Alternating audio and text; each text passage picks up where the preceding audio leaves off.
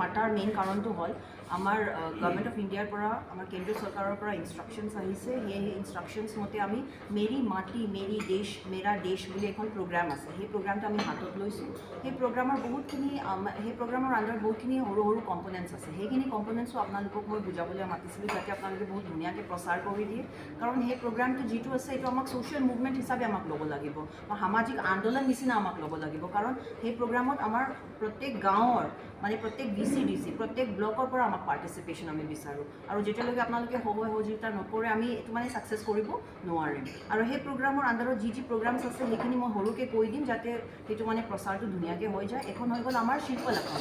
শিল্পলেখমৰ first কম্পনেণ্টটো শিল্পলেখমত আমাক 5x3 এখন ধুনীয়াকৈ মানে গ্ৰেনাইট ষ্ট'নৰ পৰা বনাই গল্ডেন লেটাৰ্ছত আমাৰ যিমানখিনি ফ্ৰীডম ফাইটাৰ্ছ আমাৰ এতিয়ালৈকে মানে শ্বহীদ আমাৰ যিমান ফ্ৰীডম ফাইটাৰ্ছ আছে বা আমাৰ যিমানখিনি বীৰ্ছ আছে তেখেতসকলৰ নাম আমাক ধুনীয়াকৈ সেইটো শিল্পলেখমক ধুনীয়াকৈ মানে পাৰ্মানেণ্ট ষ্ট্ৰাকচাৰ আমাক বনাই দিব লাগিব।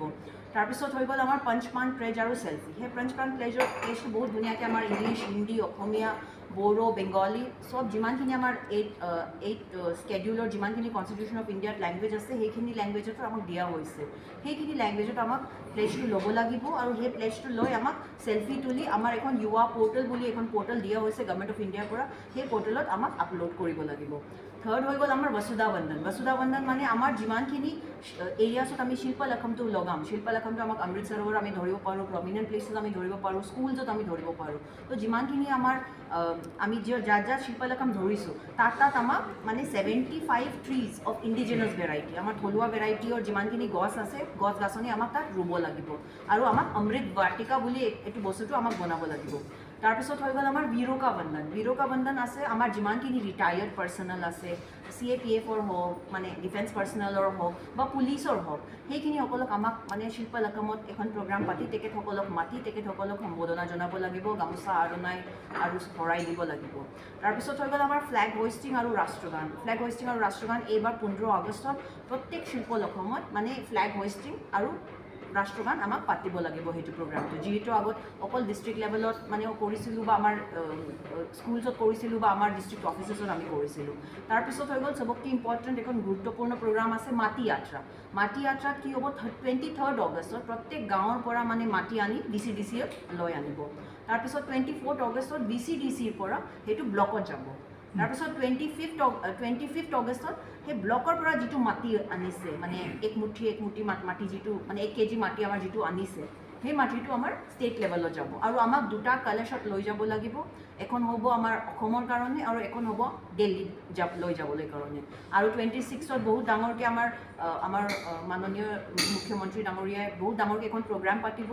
এইটো প্ৰগ্ৰামত আমাৰ যিটো আমি দুটা আমাৰ কলশ আমি আমাৰ ডিষ্ট্ৰিক্টৰ পৰা যিটো প্ৰত্যেক ব্লকৰ পৰা লৈ যাব সেইটো তাত এখন মানে কলশটো আমি তাত ডেডিকেট কৰি দিম।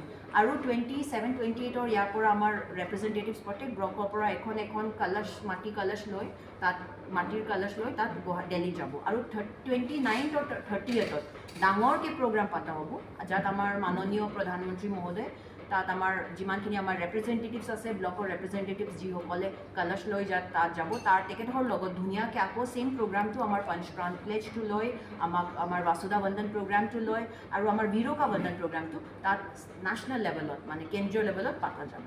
চ' সেইখিনি প্ৰগ্ৰামছ আপোনালোকক ক'বলৈ মই আপোনালোকক মাতিছিলোঁ যাতে সেইখিনি প্ৰগ্ৰামছৰ প্ৰচাৰ মানে বহুত ধুনীয়াকৈ হয়।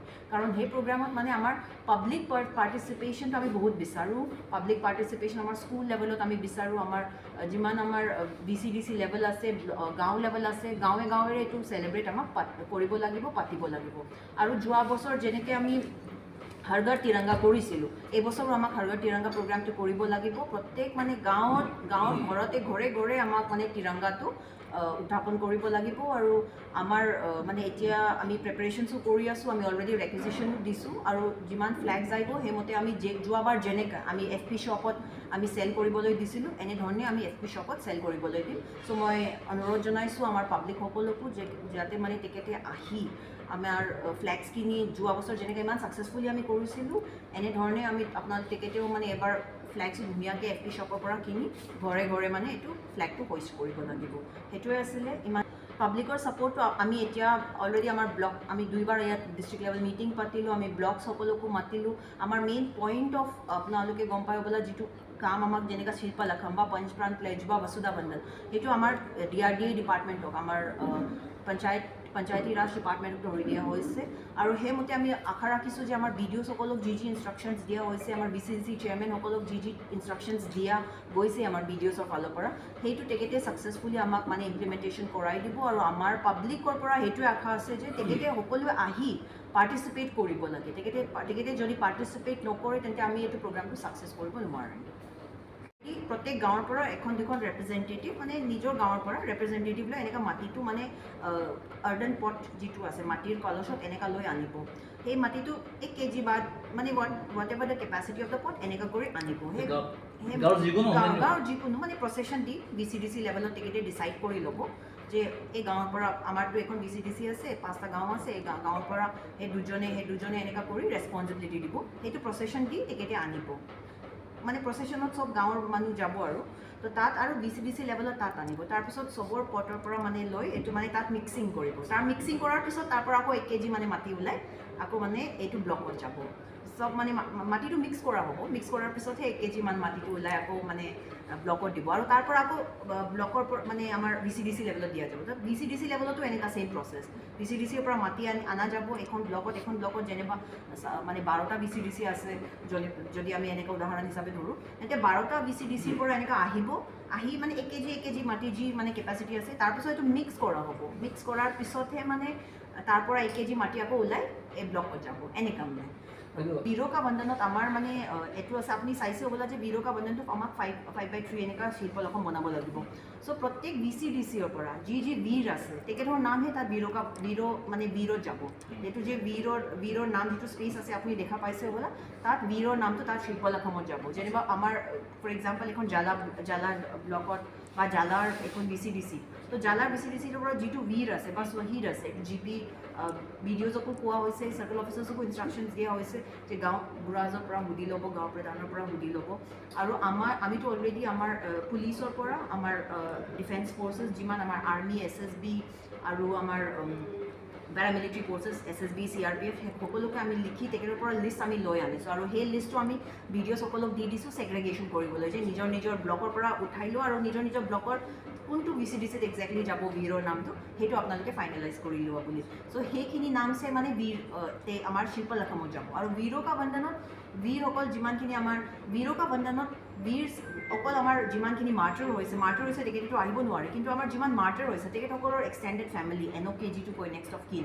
বা আমাৰ যিমানখিনি ৰিটায়াৰ্ড পাৰ্চনেল আছে ৰিটায়াৰ্ড পুলিচ পাৰ্চনেল হ'ব পাৰে আমাৰ পেৰামিলিটাৰী ফ'ৰ্চেছ হ'ব পাৰে আমাৰ আৰ্মি ফ'ৰ্চেছ হ'ব পাৰে তেখেতসকলক আমি মাতি আনি মানে শিল্পলখমৰ ওচৰত আমি এইটো প্ৰগ্ৰাম পাতি তেখেতসকলক মানে আনুষ্ঠানিকভাৱে সম্বোধনা জনাব লাগিব তো এইটো হৈ গ'ল আমাৰ বিৰোকা বন্ধন প্ৰগ্ৰাম